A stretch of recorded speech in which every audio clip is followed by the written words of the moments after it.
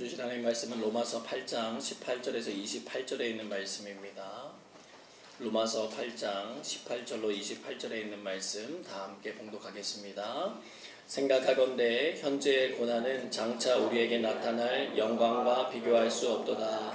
피조물이 고대하는 바는 하나님의 아들들이 나타나는 것이니 피조물이 허무한데 굴복하는 것은 자기 뜻이 아니요 오직 굴복하게 하시는 이로 말미암음이라. 그 바라는 것은 피조물도 썩어짐의 종노릇한 데서 해방되어 하나님의 자녀들의 영광의 자유에 이르는 것이니라.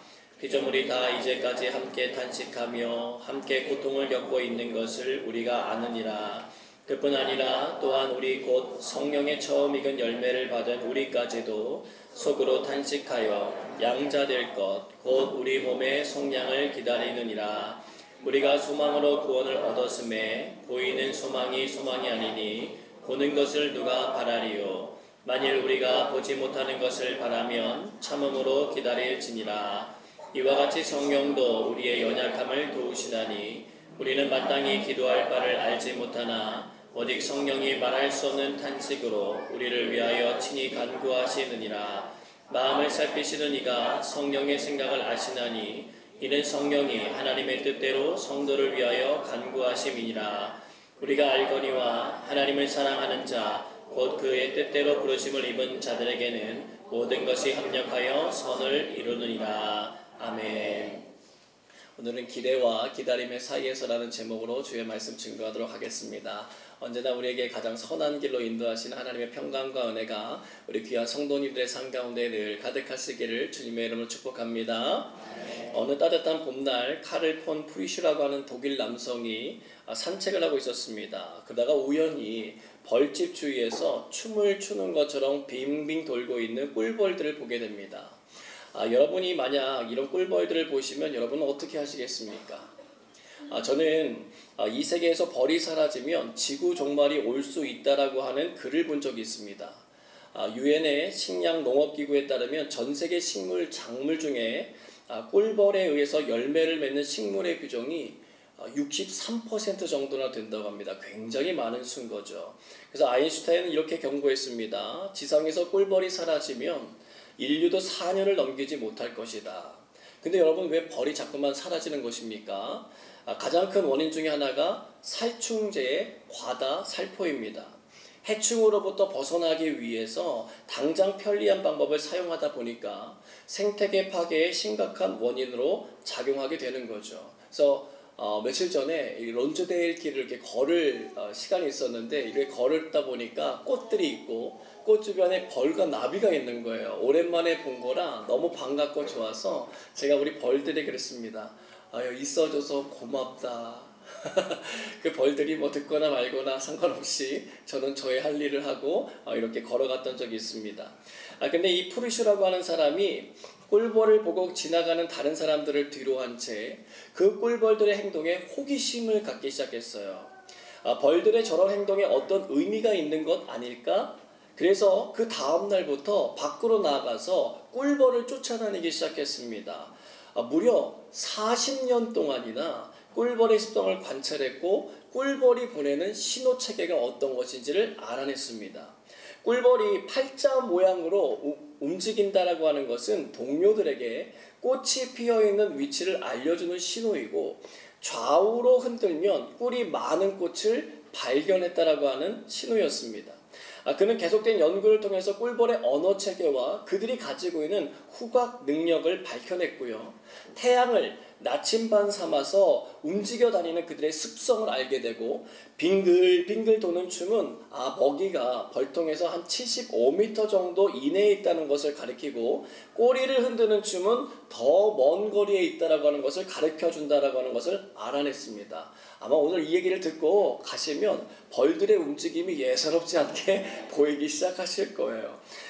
그의 친구들은 그의 연구를 지켜보면서 야, 정말 쓸데없는 일에 일생을 허비하는구나 그러면서 이렇게 혀를 차고 멀리 했는데, 하지만 그는 1973년에 노벨 생리의학상을 수상받게 됨으로써 지난 시간에 그의 모든 연구에 대한 노력을 인정받게 되었습니다. 여러분, 오늘 우리가 읽게 된 로마서는 사도 바울의 서신이에요. 아직 직접 만나지는 못했지만 정말 만나고 싶은 성도들에게 하나님의 메시지를 전달하는 것입니다. 바울에게 만남은요, 그냥 단순히 만나서 먹고 마시면서 일상적인 이야기를 나누는 데 있지 않아요. 바울은 항상 어떻게 하면 사람이 신앙인으로서 하나님의 기뻐하시는 뜻을 이룰 수 있을까를 늘 연구하고 묵상하고 삶에 적용했던 사람이었어요. 자신의 생각과 행동을 비롯해서 다른 이들이 향하는 어떤 생각과 행동을 깊이 관찰하면서 문제를 발견하고 이 문제를 어떻게 풀 수 있을까라고는 해답을 발견하기 위해서 무던히 애썼던 사람이 사도 바울이라는 사람이었어요. 자, 로마서 8장 16절로 18절에 있는 말씀 같이 읽어봅니다. 성령이 친히 우리의 영과 더불어 우리가 하나님의 자녀인 것을 증언하시나니 자녀이면 또한 상속자 곧 하나님의 상속자요 그리스도와 함께한 상속자니 우리가 그와 함께 영광을 받기 위하여 고난도 함께 받아야 할 것이니라. 생각하건대 현재의 고난은 장차 우리에게 나타날 영광과 비교할 수 없도다. 아멘. 자, 18절에 나오는 생각하건대라고 하는 이 단어는요, 잠깐 생각해서 떠오르는 말을 하는 게 아니라 신중히 생각하고 논리적으로 내린 결론이라는 뜻입니다. 자, 그는 예수 그리스도를 믿고 하나님의 자녀가 되어 살아가는 생활이 고난이 없는 삶을 의미하는 것이 아님을 잘 알았던 사람이었어요. 그는 예수님 만나기 전에 예수 믿는 사람들을 잡아 옥에 가두고 죽이는 일에 앞장섰던 사람이었잖아요. 그리고 그가 예수님을 마음속에 영접하고는 그 예수님을 전하는 삶을 살기 시작하면서 수없이 많은 박해와 고통을 당했기 때문에 그는 그냥 삶으로 알 수가 있었어요. 그것뿐만이 아니에요. 바깥으로 오는 박해도 박해였지만 로마서 7장에 나오는 것처럼 그는 그리스도인이 된 이후로 자기 안에 있는 육체의 정욕과 싸우기 시작했다는 거예요. 이 싸움이 얼마나 치열하고 얼마나 힘들었는지 그는 이렇게 고백하고 있어요.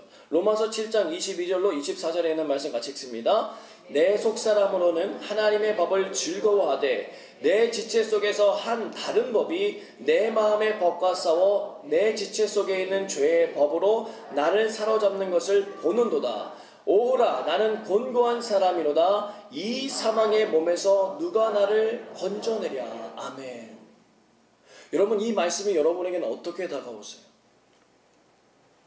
정말 내 안에 있는 죄를 벗어나기 위해서 치열하게 몸부리며 싸운 분이 만약 이곳에 계시다면 이 말씀이 다른 사람의 이야기가 아니라 나의 이야기로 구구절절 다가오실 거예요. 그러나 그냥 좋은 말씀이구나 이렇게 느끼고 계시는 분이 계시다면 바라기는 사도 바울이 치열하게 자기 자신 안에 있는 죄와 싸웠던 것처럼 여러분의 삶도 그와 같이 죄와 싸우는 삶으로 나아가게 되시기를 주님의 이름으로 축복합니다. 근데 중요한 건 바울은 자기는 이 고난에 많은 시간들이 있었지만 이것을 견딜 수 있는 힘이 있었다고 고백하거든요. 그것은 아직 이루어지지는 않았지만 장차 나타나게 될 영광 때문이라고 밝혀주고 있다는 거예요.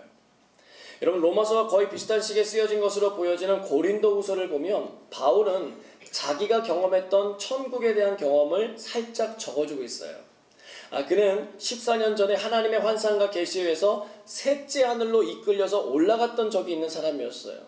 여러분, 유대인들은요 하늘을 세 개로 구분해 가지고 이해했습니다. 첫 번째 하늘은 우리가 보고 있는 이 하늘, 지구권의 대기권을 말하는 하늘입니다. 둘째 하늘은 어디일까요? 해와 달과 별이 있는 우주의 하늘이에요. 그럼 셋째 하늘은 어디겠습니까? 하나님이 계신 곳, 천국이 셋째 하늘이라고 봤어요.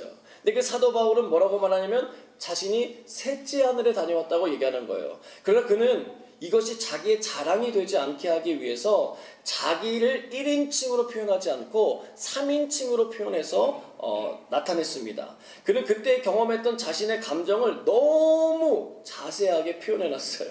고린도후서 12장 4절 말씀 같이 읽어보겠습니다. 그가 낙원으로 이끌려가서 말로 표현할 수 없는 말을 들었으니 사람이 가히 이르지 못할 말이로다. 아멘. 말로 표현할 수 없는 장면을 봤다는 거예요. 여러분, 우리가 어떤 멋진 광경을 보게 되면 그것을 막 표현하려고 애를 쓰잖아요. 여러분, 뭐라고 표현하세요? 와 정말 좋다, 야 대박이야, 정말 어썸이야, 판타스틱해 막 그러면서 막 말하는데 진짜 좋은 건요 이렇게 말합니다. 말로 표현할 수가 없어. 사도 바울이 바로 그랬다는 거예요. 그러니 그가 로마서 8장에서 고백하는 영광이라고 하는 단어는 막연한 상상 속에서 그려지고 있는 영광이 아니라 그가 실제로 보고 느끼고 경험하며 기대하고 바라봤던 그 영광스러운 모습이라고 하는 거예요. 남들이 뭐라고 말해도 상관없어요. 왜? 자기가 직접 봤기 때문이에요. 우리 교회도 이 손주들을 가지신 우리 할아버지 할머니들이 많이 계시는데 한번 나라면 어떻게 할까 생각하면서 한번 이 이야기를 들어보시면 좋겠습니다. 한수연 씨라고 하는 분이 좋은 생각이라고 하는 잡지에 기고한 글을 제가 봤어요. 손녀가 유치원에서 돌아와 말합니다. 친구 할머니가 하늘나라로 가셔서 오늘 친구가 유치원에 오지 않았다는 것입니다. 그러면서 할머니는 언제 하늘나라에 가시나요? 라고 묻는 것입니다. 너무 뜻밖의 질문인 거죠. 그 순간 하늘나라가 손에 잡힐 듯 가까이 다가왔고 머릿속이 혼란스러웠습니다. 가만히 있자, 내가 계산이 좀 어렵네. 이제 나이 들어 셈도 어두운데 하늘나라 계산법을 따르려니 한참이나 걸렸습니다. 저는 하나님의 눈치를 보면서 겸손하게 계산했습니다. 있잖아, 유나가 중학생쯤 됐을 때이지 않을까? 라고 얘기했습니다. 그랬더니 갑자기 손녀가 목을 이렇게 안고는 소곤거리는 거예요. 할머니, 그러면 제가 천천히 잘할게요. 이 작고 눈부신 속삭임에 할머니가 울음이 터져요. 그랬더니 이 아이가 할머니 등을 토닥토닥 이렇게 하는 거예요. 자신이 엄마를 기다리는 소녀를 다독일 때 토닥토닥 하는 것처럼 이 아이가 자기를 토닥거리더래요. 집으로 돌아오는 길 손녀의 그 말이 계속 따라옵니다. 저는 밤하늘의 별들에게만 들리도록 말했습니다. 하나님께서 허락하신다면 이 어여쁜 꽃 한 송이를 위해 계산을 다시 하고 싶다고 말입니다. 여러분, 우리를 생각할 수 있는 존재로 만들어주신 하나님께 감사하시기를 바라요. 우리는 우리 자신이 직접 경험해보지 않아도요, 우리의 생각을 통해서 다른 사람의 경험을 내 것으로 만들 수 있는 능력이 있는 사람들이에요. 조금 전에 손녀와의 일을 경험했던 할머니의 진솔한 고백이 언제든 우리의 이야기가 될 수 있다는 것을 우리가 안다는 거예요. 그런 의미에서 본다면 우리는 비록 천국에 올라가 본 경험은 없지만 이미 그곳에 다녀와 본 사도 바울의 고백을 통해서 얼마든지 하늘의 영광을 맛볼 수 있다는 거예요. 예수님의 수제자였던 사도 베드로도 우리에게 권면하거든요.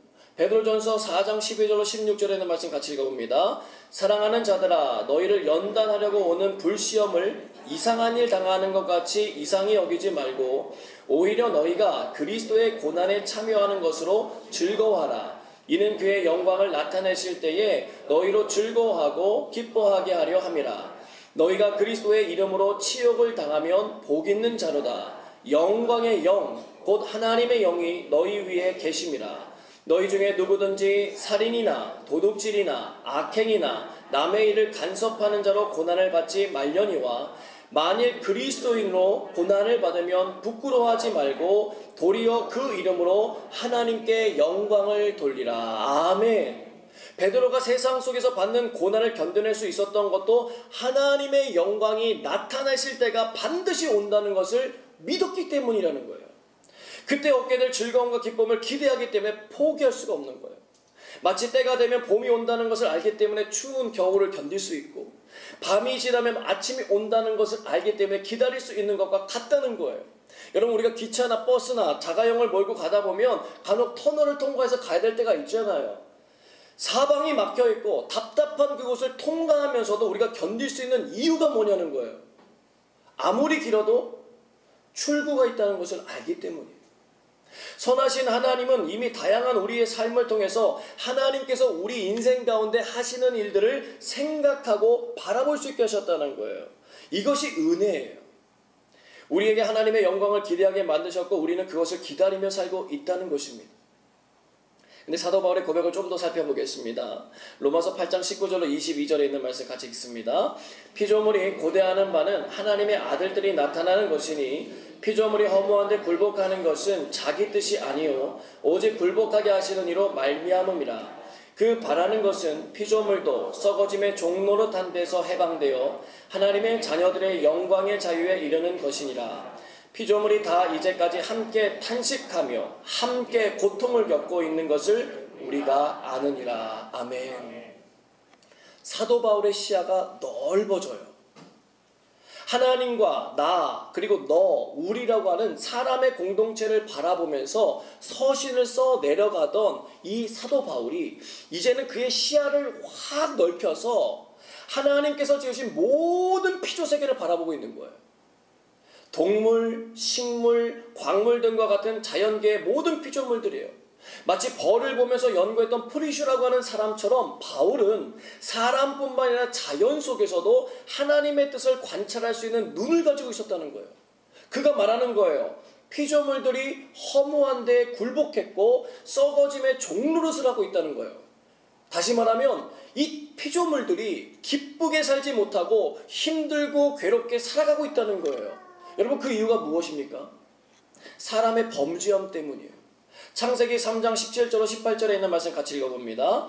아담에게 이르시되 내가 내 아내의 말을 듣고 내게 먹지 말라 한 나무의 열매를 먹었은즉 땅은 너로 말미암아 저주를 받고 너는 내 평생에 수고하여 그 수산을 먹으리라.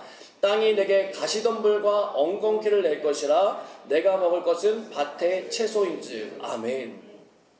여러분 하나님께서 인류를 만드시고 자연세계를 다스릴 수 있는 통치권을 부여해 주셨거든요. 그 통치권 때문에 자연 만물도 영향을 받게 되었다는 거예요. 역사의 과거나 현재를 돌아보세요. 여전히 이 상황은 죄로 물든 사람들로 인해서 지속되고 있다는 거예요. 사람들이 손대고 머무는 곳마다 피조물들이 파괴되고 오염되어 가고 있습니다. 산에 가보세요. 강에 가보세요. 바다까지 모두 사람들이 버리는 쓰레기들로 오염되고 있고 심지어 대기권 바깥에서도 폐기된 인공위성의 쓰레기들이 가득하다고 합니다. 우리가 그 사실을 들어서 알고 있잖아요. 지구에서 가장 많은 문제를 일으키고 있는 존재가 무엇입니까?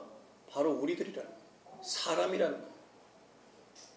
여러분 우리가 살고 있는 캐나다 하면 많은 사람들이 자연이 아름다운 곳이라고 말합니다. 근데 어제 여기 살고 있는 저를 걱정하면서 한국에서 문자를 주시더라고요. 무슨 문자일까요? 산불이요. 지금 최악의 산불이 진행 중인데 괜찮냐는 거예요. 여러분 실제로 캐나다에서 며칠 새 400건 이상의 산불이 일어났습니다. 이 산불로 인해서 대한민국 면적의 40%에 해당하는 면적이 다 태워졌습니다. 캐나다 산불 연기가 북미 지역뿐 아니라 대서양을 건너서 유럽까지 번졌습니다. 기후환경 연구가들이 말에 따르면 앞으로 기후변화로 인해서 기온이 상승하면서 산불이 더 흔해지고 그 규모도 더 커질 거라고 경고하고 있습니다. 자연이 몸살을 앓고 있어요. 즉 지구온난화로 인해서 일어나는 재해라는 거예요. 우리는 지구온난화의 주범이 누구인지 알고 있잖아요. 여러분이 생각하는 바로 그 사람입니다. 우리들이라는 거예요. 그럼 한때 영하 70도까지 내려가던 얼음왕국 시베리아도 최근 37.9도까지 올라갔다고 합니다. 지구의 온도가 매년 0.2도씩 상승하고 있기 때문에 온실가스 배출 감소를 위해 지구 전체가 동참해야 된다고 이구동성으로 말하고 있는 시대에 우리가 살고 있잖아요. 지구온난화의 책임이 누구에 있다고요? 사람에게 있다. TV 프로그램 중에 개는 훌륭하다라고 하는 코너가 있습니다.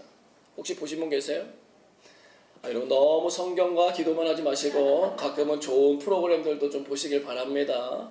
자, 이 프로그램은 저도 가끔 보는데 그 영상에 등장하는 개들은 문제가 없는 개들일까요? 문제가 있는 개들일까요?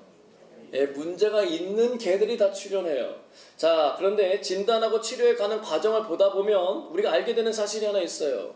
대부분의 개들이 문제를 일으키는 원인이 어디에 있어요? 잘못된 주인의 사랑에 있었다는 거예요.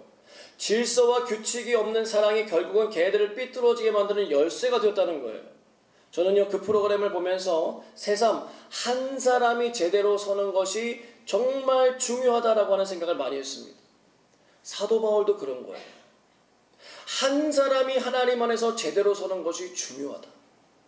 그 이유는 모든 피조물들이 함께 탄식하고 고통받고 있기 때문이라는 거예요. 그렇지만 사도 바울은 이렇게 말합니다. 모든 피조물들이 그렇다고 해서 체념한 거 아니라는 거예요. 바라고 기대하며 기다리는 게 있다는 거예요. 19절에 기록된 대로 하나님의 아들들이 나타나는 거예요.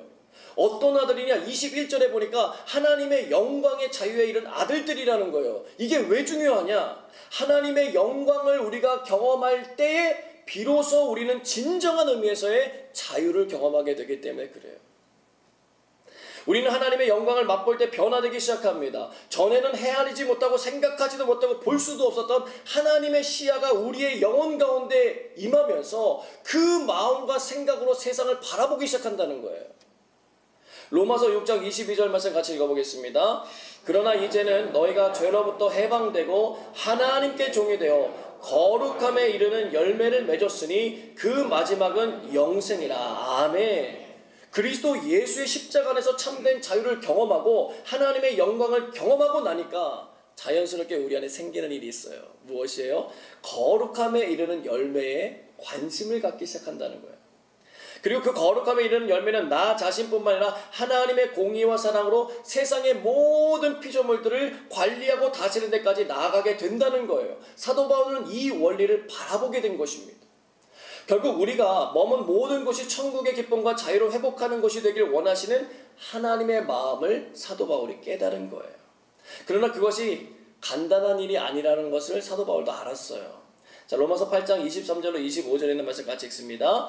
그뿐 아니라 또한 우리 곧 성령의 처음 익은 열매를 받은 우리까지도 속으로 탄식하여 양자될 것 곧 우리 몸의 속량을 기다리느니라. 우리가 소망으로 구원을 얻었음에 보이는 소망이 소망이 아니니 보는 것을 누가 바라리요. 만일 우리가 보지 못하는 것을 바라면 참음으로 기다릴지니라. 아멘. 여러분, 사도 바울은요, 예수님을 영접했지만 여전히 자신 안에 남아있는 옛사람의 본성과 싸워야 했습니다. 죄를 이기려고 애를 써보지만 번번이 죄에 자꾸만 질 때가 있는 거예요. 그런 자신을 바라보면서 그는 스스로 탄식했어요. 여러분, 이 탄식이라고 하는 것은 근심이나 원망할 일 때문에 깊은 한숨을 내쉰다는 거거든요. 그런데 사도 바울의 탄식은 체념하거나 포기한 것은 아니에요. 그는 쉽게 변화되지 않은 자신에게서 소망을 찾지 않고 하나님께 소망을 두었기 때문이었어요. 그래서 그는 모든 피조물들이 하나님의 사람이 나타나기를 기다리는 소망을 가진 것처럼 자기도 하나님이 주실 속량의 은혜를 바라보며 소망 중에 기다릴 수 있었다는 거예요. 자, 여기서의 기다림은 아무것도 안 하고 가만히 있는 게 아니라 거룩함의 열매를 이뤄내기 위해서 무던히 참는 거예요.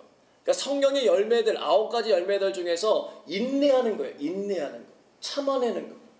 여러분, 사도 바울의 다른 서신인 고린도전서 13장 4절에서 7절 말씀을 보겠습니다. 우리가 사랑장으로 알고 있는 장인데요. 한번 사랑에 대해서 생각하면서 천천히 한번 읽어보겠습니다. 사랑은 오래 참고, 사랑은 온유하며, 시기하지 아니하며, 사랑은 자랑하지 아니하며, 교만하지 아니하며, 무례히 행하지 아니하며, 자기의 유익을 구하지 아니하며, 성내지 아니하며, 악한 것을 생각하지 아니하며, 불의를 기뻐하지 아니하며, 진리와 함께 기뻐하고, 모든 것을 참으며, 모든 것을 믿으며, 모든 것을 바라며, 모든 것을 견디느니라. 아멘. 오래 참는 것으로 시작해서 모든 것을 참고 모든 것을 견디는 것으로 마무리된다는 거예요. 누구 때문에 가능해요? 하나님 때문에 가능해요. 사도 바울에게 찾아오신 하나님은 어떤 분이셨길래 도대체 이렇게 참고 견딜 수 있었는가? 로마서 8장 26절로 28절에 고백하고 있습니다. 같이 고백합니다. 이와 같이 성령도 우리의 연약함을 도우시나니 우리는 마땅히 기도할 바를 알지 못하나 오직 성령이 말할 수 없는 탄식으로 우리를 위하여 친히 간구하시느니라. 마음을 살피시는 이가 성령의 생각을 아시나니 이는 성령이 하나님의 뜻대로 성도를 위하여 간구하심이라. 우리가 알거니와 하나님을 사랑하는 자 곧 그의 뜻대로 부르심을 입은 자들에게는 모든 것이 합력하여 선을 이루느니라. 아멘. 자신의 연약함을 도와주시는 분이 하나님이라는 거예요. 자신만 연약한 자신을 바라보며 탄식하는 줄 알았는데 성령님이 그런 자신을 위해서 자기보다 더 탄식하며 기도하고 있다는 것을 깨달은 거예요. 한 설문조사의 결과에 따르면 지금 가장 듣고 싶은 말을 한번 설문조사를 해봤어요. 그때 한 3가지 정도로 요약이 되는데 3번째로 나온 게 뭐냐면 당신 참 성실하네요, 이런 말이었어요. 옆에 있는 분에게 한번 고백하겠습니다. 당신 참 성실하십니다. 주일날 예배 빠지지 않고 꼬박꼬박 나오시니까 얼마나 성실해요, 그렇죠? 다시 한번 고백합니다. 당신 참 성실하십니다. 자, 2번째 말은 뭘까요? 사람들이 가장 듣고 싶은 말, 널 믿어, 당신을 믿어요 라는 말이에요. 한번 옆에 있는 분에게 인사합니다. 당신을 믿어요. 여러분 째려보지 마시고 옆에 있는 분에게 믿음이 안 가도 믿음이 간다고 고백하면 그 고백대로 되어지는 믿음의 역사가 있을 줄로 믿습니다. 다시 한번 믿음을 담아서 고백합니다. 당신을 믿어요. 자, 그러면 우리가 인생 가운데 가장 듣고 싶은 말 1위는 뭘까요? 여러분이 생각하는 바로 그것입니다. 당신을 사랑해요. 자, 옆에 있는 분에게 고백합니다. 당신을 사랑합니다. 네, 고백하세요 좀. 네. 자, 부부가 많이 앉아 계시는데 사랑을 좀 속삭이셔야 됩니다. 옆에 있는 분에게 다시 한번 사랑합니다 하니까 좀 너무 정이 없어요. 사랑해 이렇게 하면서요. 한번 가면 됩니다. 당신을 사랑해.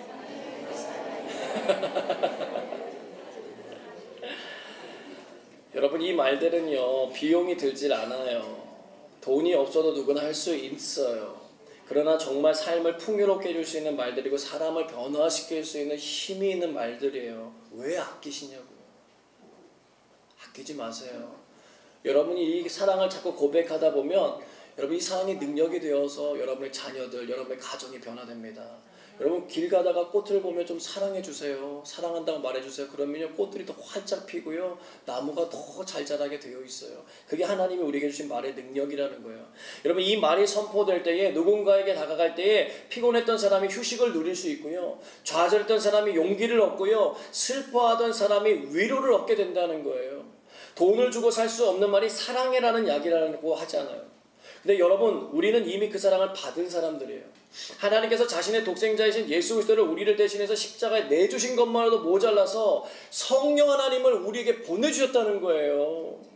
그분이 우리에게 오셔서 하시는 일이 바로 우리 자신도 미처 모르는 우리의 연약함을 가지고 하나님 앞에 기도해 주신다는 거예요. 여러분 가이드 해주신다는 거예요. 이게 얼마나 큰 축복인지 아셔야 돼요. 여러분 우리가요 많은 것을 아는 것 같지만 많은 것을 모르고 살아요. 우리가 우리 스스로의 일을 다 안다면 병원에 갈 일이 뭐하러 있어요? 학교에 갈 일이 뭐하러 있어요? 모르니까 가서 진단받고 모르니까 배우는 거 아니에요? 여러분 하나님을 사랑하십니까? 다시 한번 질문 드릴게요. 갑자기 훅 들어서 깜짝 놀라셨죠? 여러분 하나님 사랑하십니까? 마지막 다시 한번 여쭤볼게요. 여러분 하나님 사랑하십니까? 네. 아멘입니다. 한 번 더 여쭤볼게요. 또 하나님의 뜻대로 부르심을 입었다는 걸 믿으십니까? 아멘. 그러면 기대하면서 기다리시길 바라요. 무엇을? 모든 것이 합력하여 선을 이루는 순간을 기다리는 거예요. 우리가 하나님께서 기뻐하시는 선을 이룰 수 있는 근본적인 이유가 있어요. 고통 중에 신음하고 있는 우리 자신과 주변의 사람들, 더 나아가 자연세계까지 참된 자유와 기쁨을 전해줄 수 있는 이유는 바로 하나님께서 그 일을 위해 우리와 함께 일하고 계시기 때문이에요. 합력하여 선을 이루시는 선하고 좋으신 하나님을 경험할 뿐 아니라 그 하나님과 함께 곳곳에서 선을 이뤄나가시는 저와 여러분 모두가 되시기를 바랍니다.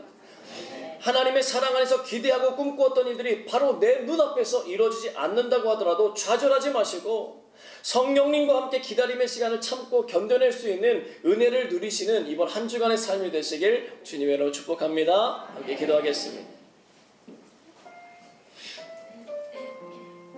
성령 하나님의 도움으로 우리의 영적인 시야가 넓어지게 하시고 선을 행하는 능력이 더욱 많아지게 하여 주옵소서.